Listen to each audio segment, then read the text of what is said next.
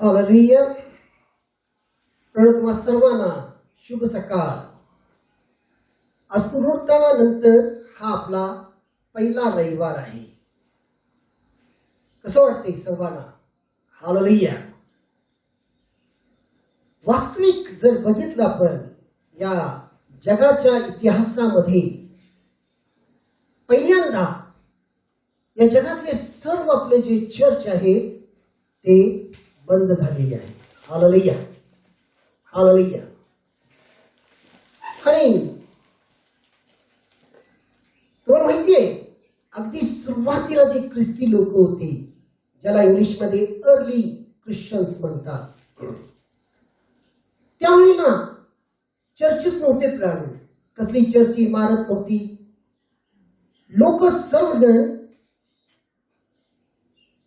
कोणाच्या तरी एखाद्या घरामध्ये ते एकत्रित यायचे किंवा एखाद्या गुहेमध्ये ते एकत्रित यायचे आणि त्या ठिकाणी प्रेषित येऊन परमेश्वराचं संदेश त्यांना वचनातून द्यायचा.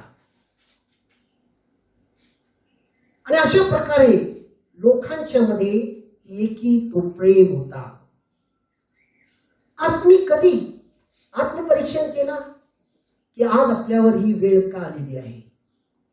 आपले सर्व उपासना मंदिर बंद आहेत. लोक अनेक प्रकारचे तर्क लावतात. वास्तविक मी स्वतः याबद्दल प्रार्थना करत होतो, प्रभू असं का?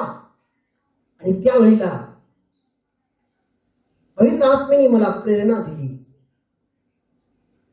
कारण मनुष्य ज्याला परमेश्वराने आज निर्माण केला, ज्याला तो जीवन दिलेला आहे, ज्याला तो तारण्याकरिता या जगात आला, आज त्याच्यासाठी मनुष्याकडे वेळ नाही.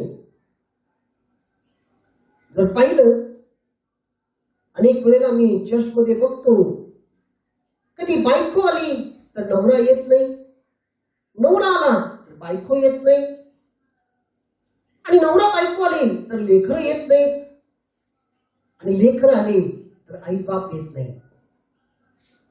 आणि ज्यावेळेला त्यांना प्रश्न केला जातो, काही लोक म्हणतात, ब्रदर, मुलं रोज लवकर उठतात आणि आज रविवार असल्यामुळं ते जास्त वेळ झोपलेले आहेत, त्यामुळे त्यांना आणलेलं नाही. कारण त्याच्यासाठी संडे स्कूल महत्वाचं नाही आहे. आणि ज्यावेळेला बायकोला विचारतो, आज तुमचे ते काम नाही, त्यावेळेला ते म्हणतात, ती म्हणते, ब्रदर, ते अतिशय थकलेले आहेत, त्यामुळे ते आले नाहीत म्हणून मी आलो. आणि ज्या वेळेला जर नवरा आलेला आहे आणि त्याला जर प्रश्न केला तर तू जी बायको कुठं आहे आज दिसत नाही, त्यावेळेला तो म्हणतो की ब्रदर, मुलांच्यामुळे ती घरी राहिली आणि मी आलो. आज प्रियानो, देवाची इच्छा आहे सहकुटुंब आपण त्याची स्तुती आणि भक्ती करावं. कारण त्याला कुटुंब हवं आहे ज्याला तो निर्माण केलेला आहे. कारण तो आपली प्रतीक्षा करतो त्या उपासना मंदिरामध्ये. प्रत्येक रविवारी तो प्रतीक्षा करतो.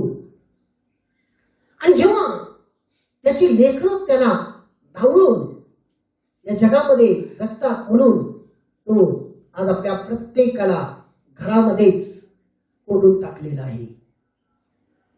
कारण त्याची हीच इच्छा आहे, आता तरी तुम्ही सर्व एकत्र बसून माझी उपासना करा.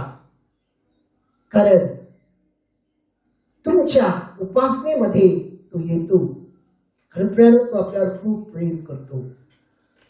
आणि म्हणून आज जसं अर्ली ख्रिश्चन्स म्हणजे जे सुरुवातीचे ख्रिस्ती घरामध्ये एकत्र होत होते, तसं आज आपण सर्वजण आपापल्या घरामध्ये, आपापल्या कुटुंबामध्ये एकत्रित आहोत. आणि त्यावेळेला जे काही प्रेषित होते ते येऊन भक्ती करायचे, वचन सांगायचे. मग आज देवाने आपल्यासाठी या युट्यूबच्या माध्यमातून प्रेषितला पाठवलेला आहे.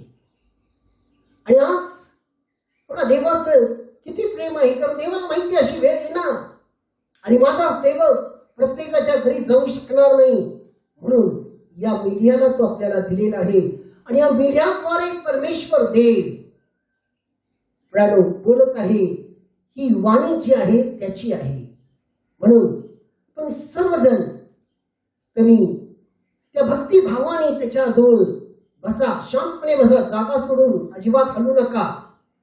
सर्वजण पूर्ण मनाने एक होऊन आत्म्याने त्याची वाणी ऐका आणि त्याची स्तुती करा. कारण आज आलेला हा प्रत्येक क्षण, प्रत्येक भय आणि प्रत्येक मनामध्ये येणारा नकारार्थी विचार तो आपल्या जीवनात काढून टाकेल. यावेळेला आपण या संदेशाकडे जाण्याआधी पण सर्वजण आपले डोळे मिटवून पण 2 शब्दाची प्रार्थना करूया. हे अति पवित्र जिवंत आणि थोर सैन्यांच्या सेनाधीश प्रभू परमेश्वरा, आमच्या प्रिय आणि प्रिय प्रभू येशू ख्रिस्ता, आज तू जाणतोस प्रभू आम्ही तुझी लेकरं कधी तुझ्या नजरेमध्ये योग्य ठरू शकत नाही. कारण दावीद म्हणतो, ज्यावेळेला माझ्या आईनं गर्भधारण केलं त्यावेळेचा मी पातकी आहे. हो प्रभू, आम्ही मानव या जगाचे आहोत, म्हणून आमचं मन या जगाकडे ओढला जातो आणि कळत न कळत आमच्या हातून अनेक पाप आणि अपराध घडतो. तरी या सर्व पाप आणि अपराधाहून तुझं प्रेम महान आहे आणि म्हणून तू प्रभू आज आम्हाला आपल्या जवळ येऊ देतोस आणि तू आमच्या जवळ येतोस. म्हणून आम्ही तुला स्तुती आणि स्तुती करून तुला धन्यवाद आणि धन्यवाद देतो.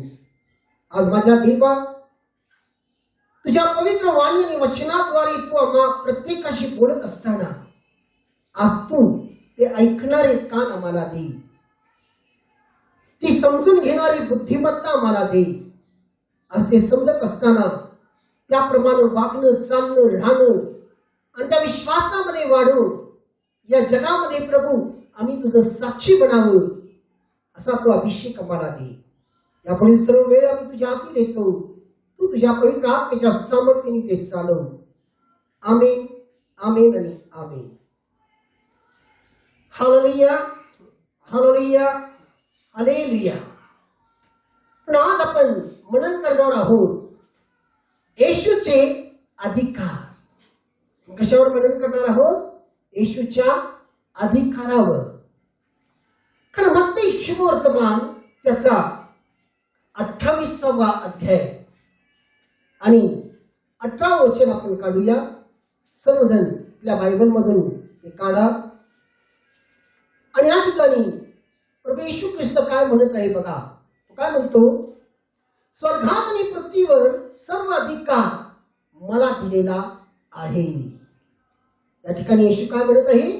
स्वर्गात आणि पृथ्वीवर सर्व अधिकार मला दिलेला आहे. पण हे आपल्या तारणाऱ्या प्रभूचे सत्सरक बुद्धी जागृत करणारे वाक्य आहे. कारण प्रभू येशू मरणावर विजय मिळवून उठला त्यावेळेला तो सर्वात प्रथम जर आपण पाहिलं तो मग्दलिया मरियेला दर्शन दिला.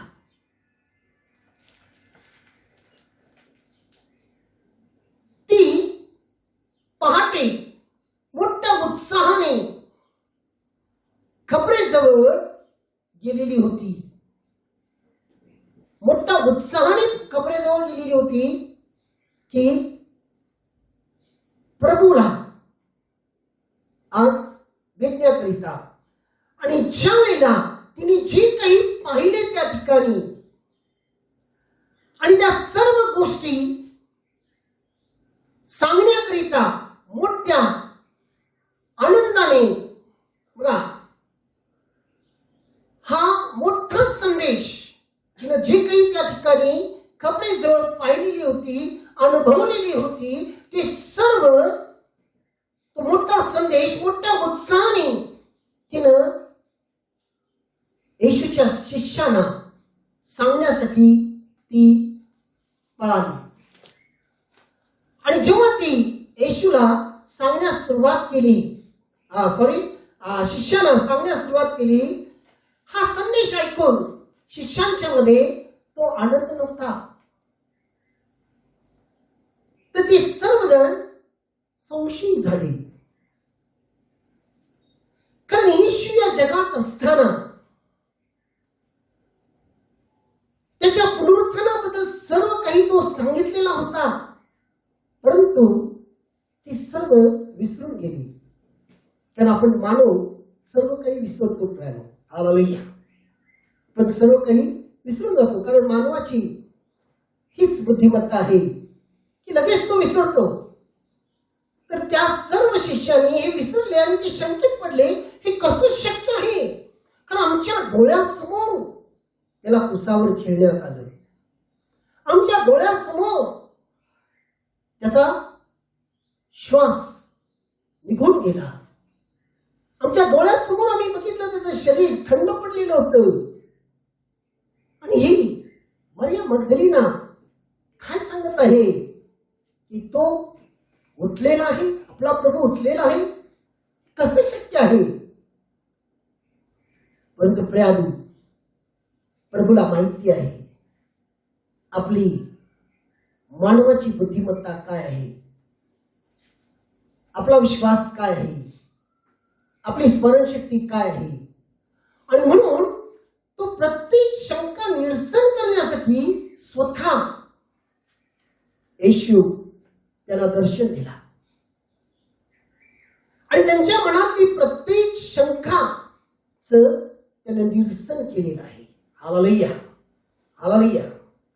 आणि सर्व शंकेचं निरसन करून, त्याच्या जवळ जाऊन त्या सर्व शंकेचं निरसन करून तो म्हणतो,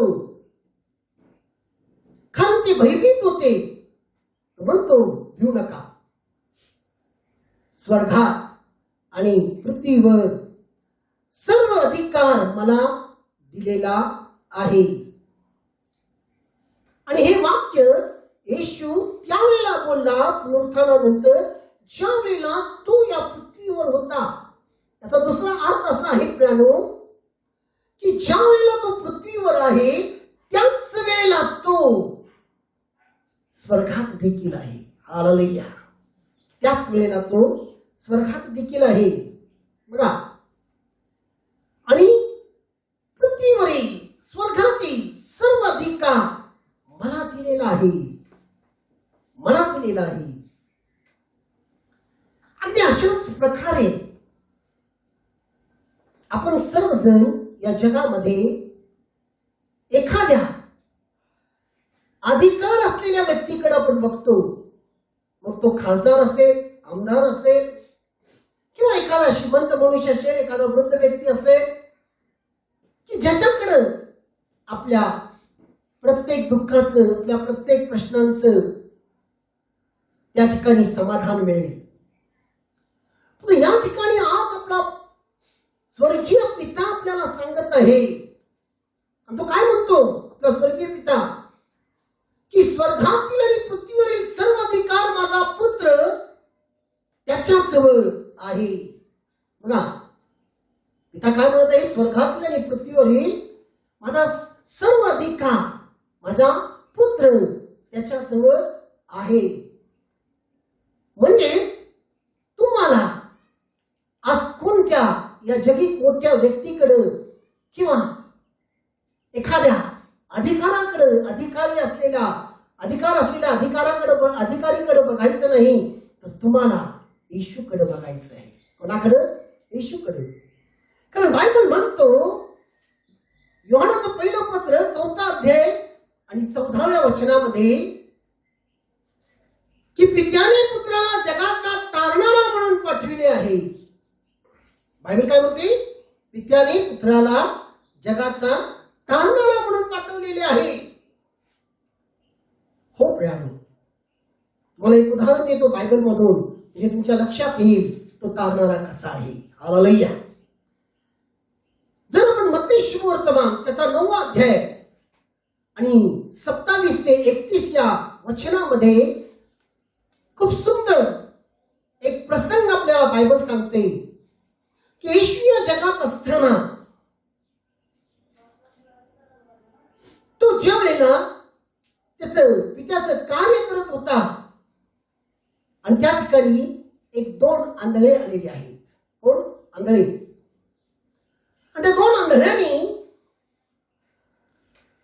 ते येशूला मोठ्याने ओरडून म्हणतात, अहो दावीद पुत्र, आम्हावर दया करा.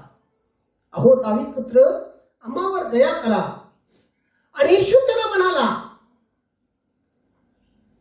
की हे कराव्यास मी समर्थ आहे असा तुम्ही विश्वास धरता.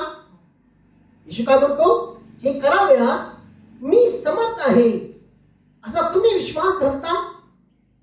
याचा दुसरा अर्थ असा होतो की येशू त्यांना विचारत आहे दुसऱ्या शब्दात की तुमचा विश्वास आहे की तुमचे डोळे उघडले जातील. आणि ते काय म्हणतात प्रियानो? बायबलमध्ये बघा की ते त्याला म्हणाले, होय प्रभू. ते काय म्हणतात? होय प्रभू. आणि जेव्हा ते विश्वासाने होय प्रभू म्हटले, त्यांचे डोळे उघडले गेलेले आहेत. हालेलुया. त्यांचे डोळे काय झालेले आहे? उघडले गेलेले आहे. हालेलुया. बघा, आज आपण याच गोष्टीवर मनन करूया की येशू जवळ असलेल्या त्या अधिकारावर, येशू जवळ असलेल्या त्या अधिकारावर. हालेलुया. हालेलुया.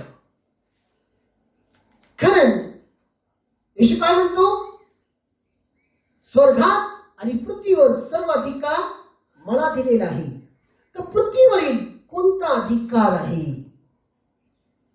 पहिली गोष्ट आपण बघूया, पृथ्वीवरील कोणता अधिकार आहे. पण बायबल योबाचा 26वा अध्याय आपण काढूया. सर्वजण बायबल मधून योबाचं 26वा अध्याय आपण काढूया. हालेलुया. आणि 11 ते 13 हे वचन मी वाचतो. तुम्ही तुमच्या बायबलमध्ये बघा आणि ज्याच्याकडे बायबल नाही त्यांनी कान देऊन व्यवस्थित ते ऐका. देवाचं वचन काय म्हणते. हालेलुया. हालेलुया.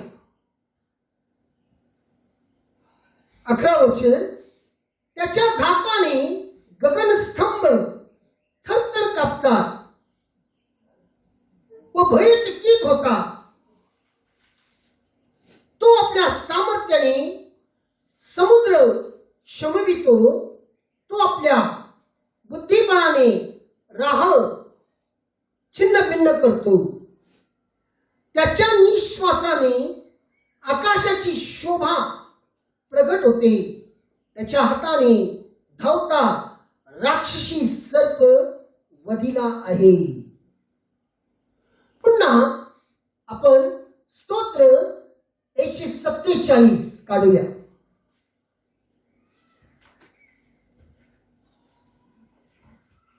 हालेलुया. हालेलुया. सर्वजण स्तोत्र 147 काढा. आणि 4 आणि 5 हे वचन मी वाचतो. तुम्ही आपल्या बायबलमध्ये बघा. तो ताऱ्याची गणती करतो. तो त्या सर्वांना त्यांची नावे देतो. आमचा प्रभू थोर व महासामर्थ्य आहे. त्याची बुद्धी अमर्याद आहे. हालेलुया. पुन्हा आपण बघूया यशिया काय म्हणतो प्रियानो. यशियाचं 40वा अध्याय आणि त्या ठिकाणी 26वे वचन काय म्हणते बघा. यशिया 40 आणि 26. आपले डोळे वर करून पहा. यांना कोणी उत्पन्न केले? तो त्यांच्या सैन्यांची मोजणी करून त्यास बाहेर आणतो. तो त्या सर्वांस नावाने हाक मारतो. तो महासामर्थी व प्रबळ सत्ताधीश आहे. म्हणून त्यापैकी कोणी उन्हा पडत नाही. हालेलुया. हालेलुया. पण ही चारही वचन आपल्याला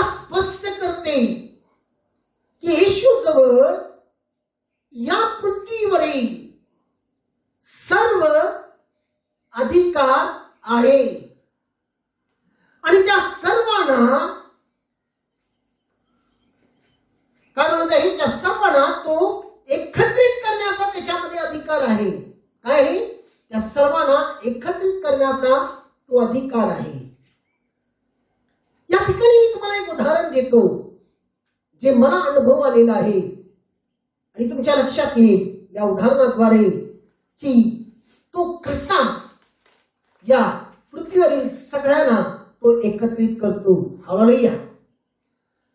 पण माझं ज्या वेळेला लग्न झालेलं होतं, मला वाटते 1995 ची गोष्ट असेल, 95-96 ची, माझ्या लक्षात नाही, परंतु त्या ठिकाणचे जे प्रसंग मला खूप चांगलं आठवते. मी पहिल्यांदा माझ्या सासरवाडीमध्ये गेलो होतो आणि त्यावेळेला टीव्ही आणि पेपरमध्ये एक न्यूज होता की उद्या सूर्यग्रहण आहे आणि तो सूर्यग्रहण सकाळी 7:23 आहे. लक्षात घ्या, काय म्हटलेलं आहे?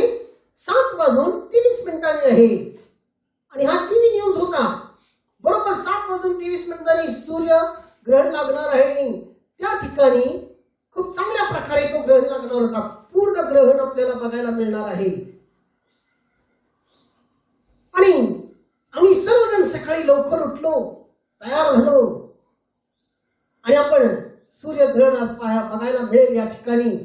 कारण पूर्ण सूर्यग्रहण कधी महाराष्ट्रामध्ये मिळालं नव्हतं. माझी सासरवाडी जी आहे ती बिलाई आहे आणि त्या ठिकाणी पूर्ण सूर्यग्रहण बघायला मिळणार आहे. याचा आनंद होता, मला बघण्याचा खूप इच्छा होती. 7:22 झाली, त्या ग्रहणाचा काही पत्ता नाही आणि टीव्ही वरतीही काही न्यूज नव्हता. कारण खगोलशास्त्राने सांगितलेलं होतं की बरोबर 7:23 पूर्ण सूर्यग्रहण लागेल आणि पूर्णपणे आपल्याला दिसेल. प्रियानो, ज्यावेळेला 7:23 झाली आणि लगेच टीव्हीवर दाखवायला सुरुवात केली, सूर्यग्रहण पूर्ण लागलेलं आहे. आणि बाहेरचं वातावरण आम्ही बघितलं, अगदी सायंकाळ झाल्यासारखं, अगदी अंधार पडलेला होता आणि सर्व चिमण्या वगैरे आपल्या घरट्याकडे परत येत आहे. किलकिल किलबिल किलबिल किलबिल आवाज येत होता आणि खूप सुंदर दृश्य होता. या ठिकाणी मला सांगायचं तात्पर्य काय आहे? कारण हा सूर्यग्रहण म्हणजे सूर्य स्वतःभोवती फिरणं, चंद्र स्वतःभोवती फिरणं, पृथ्वी स्वतःभोवती फिरणं. सूर्यग्रहण म्हणजे काय? चंद्र, सूर्य आणि पृथ्वी याच्यामध्ये चंद्र आला, याला सूर्यग्रहण म्हणतात. परंतु ही वेळ जी आहे ही कोण दिलेला आहे? खगोलशास्त्रात नाही, देवाने त्या प्रत्येकाचं जे स्वतःभोवती फिरण्याचं जे काही काय म्हणतात त्याला, परिभ्रमण काय तरी म्हणतात, ते जे आहे ते देवाने ठरवलेली वेळ आहे. हालेलुया. देवाने ठरवलेली वेळ आहे आणि देवाने ती ठरवली, मनुष्याने ठरवलेली नाही.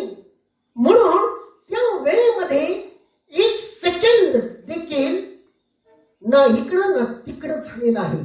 अगदी जसं देवाने ठरवलं त्याप्रमाणे त्या ठिकाणी तो आला.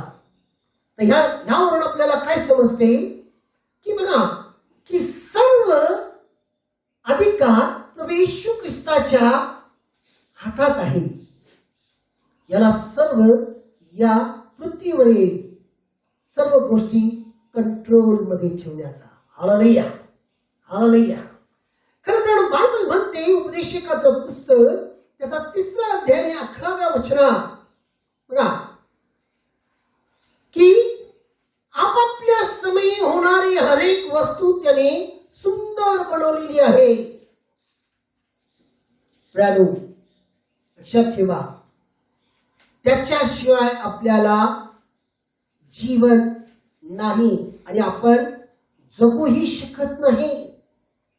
सर्व काही त्याच्यापासून आहे, सर्व काही त्याच्याद्वारे आहे. म्हणून सर्व अधिकार त्याच्या हातात आहे.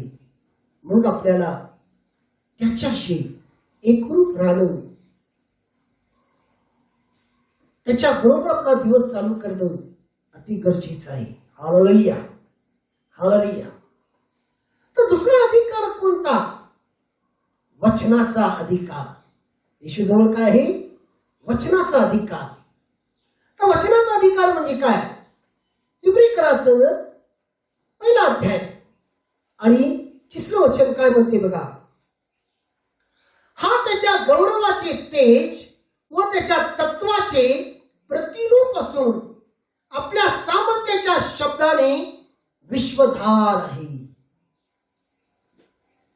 काय म्हणतो? की हा त्याच्या म्हणजे पित्याच्या गौरवाचे तेज व त्याच्या तत्वाचे प्रतिरूप असून आपल्या सामर्थ्याच्या शब्दाने विश्वधार आहे. पुन्हा प्राणो बायबलमध्ये यशिया खूप सुंदर तऱ्हेने या गोष्टी तो सांगतो. यशियाचा जर 55वा अध्याय आपण काढलं आणि 11रं वचन जर बघितलं, त्या ठिकाणी बायबल काय म्हणते बघा. त्याप्रमाणे माझ्या मुखातून निघणारा वचन होईल. बघा काय म्हणते? त्याप्रमाणे माझ्या मुखातून निघणारे वचन होईल, ते माझी इच्छा पूर्ण केल्या वाचून. ते माझी इच्छा पूर्ण केल्या वाचून व ज्या कार्याकरिता मी ते पाठविले ते केल्या वाचून मजकडे विफल होऊन परत येणार नाही. हालेलुया. बघा, विफल होऊन माझ्याकडे ते परत येणार नाही. तर या ठिकाणी यशिया संदेष्टा आपल्याला परमेश्वराची वचनातील सामर्थ्याच्या बाबतीत बोलतो. आणि ह्याच गोष्टी स्तोत्रकर्ताही खूप सुंदर तऱ्हेने सांगतो प्रियानो, की त्या वचनामध्ये किती सामर्थ्य आहे. बघा, जर तुम्ही स्तोत्र 107 काढला आणि त्याचं 20वं वचन बघा, की त्याच्या मुखातून निघणाऱ्या प्रत्येक वचनामध्ये किती सामर्थ्य आहे. काय म्हणते बघा, आपण वाचूया. तो आपले वचन पाठवून त्यास बरे करतो. तो आपले वचन पाठवून त्यास बरे करतो. नाशापासून त्यांचा बचाव करतो. हालेलुया. नाशापासून त्यांचा बचाव करतो. परमेश्वर जेव्हा बोलतो प्रियानो, त्या गोष्टी घडतात. त्या गोष्टी घडतात. बायबल म्हणते देवाचं वचन आकाश आणि पृथ्वी नाहीसा होईल, पण तो दिलेलं वचन कधीही नाहीसा होणार नाही. पण बायबल मधून काही उदाहरणं बघूया, म्हणजे तुमच्या लक्षात येईल. कारण मार्क शुभवर्तमान त्याचा 4था अध्याय जर काढला आणि 37 ते 39 या वचनामध्ये आपल्याला वाचायला मिळते की येशू समुद्राला कसा शांत केलेला आहे. खवळलेला समुद्र आहे, वादळ सुटलेलं आहे, आणि येशू जेव्हा तो आज्ञा देतो तो समुद्र शांत झालेला आहे. त्या वादळाला आज्ञा देतो, ते वादळ शांत झालेलं आहे. पुन्हा आपण मार्क शुभवर्तमान त्याचा 5व्या अध्यायामध्ये जर गेलो आणि 8वं वचन आपल्याला म्हणते की ज्यावेळेला येशू त्या गावात गेला आणि त्या ठिकाणी भूताच्या सैन्याने, कोणानी? भूताच्या सैन्याने वेढलेला एक मनुष्य होता. त्याच्या अंगामध्ये भूताचं सैन्य होतं. भूताचं सैन्य म्हणजे कमीत कमी 2000, त्याच्यापेक्षा अधिक त्याला सैन्य म्हटलेलं आहे. आणि इतकी भूत त्या मनुष्याच्या अंगात होती आणि ते भूत त्याच्या शरीराचा पूर्ण छळ करत होता. प्राणी कोणीही त्याला त्यातून काढू शकत नव्हते, वाचू शकत नव्हते. पण प्रभू येशू जेव्हा त्या गावात गेला, ते भूताचे सैन्य येशू समोर लोटांगण घालायला सुरुवात केली आणि ते म्हटले, तू आम्हाला वेळेच्या आधी काढायला आलास का? येशू त्यांचे एकही ऐकलेला नाही. येशूने त्यांना जसा आज्ञा दिला तसं ते भूताचे सैन्य त्या मनुष्याला टाकून सगळे निघून गेले. प्राणी मला माहिती आहे ते कुठं गेले, काय गेले.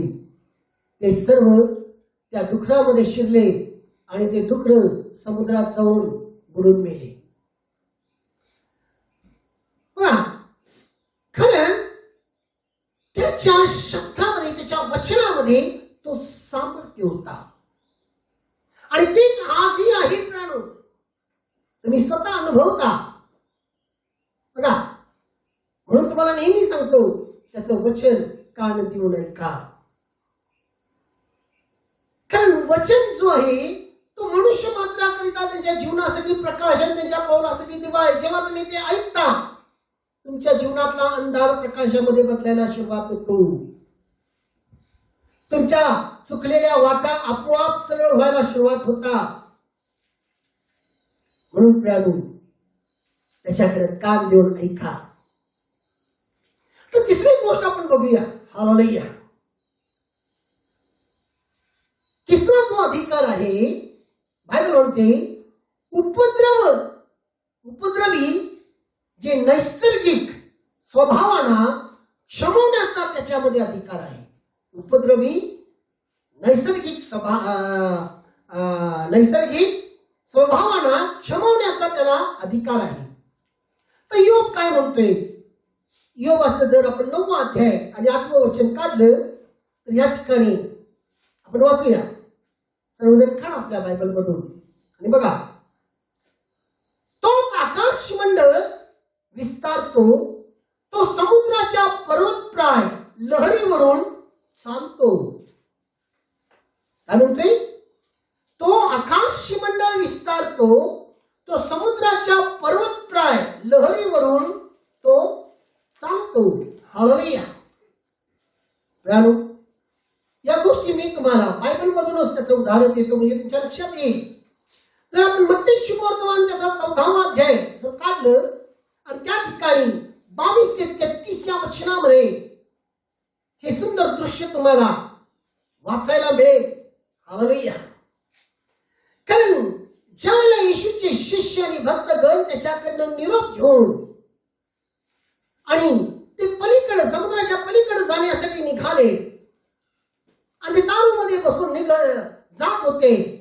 आणि बायबल म्हणते की अजून तो किनारा लांब होता इतक्यातच त्यांचं जे तारू आहे ते वादळामध्ये अडकला, लाटामध्ये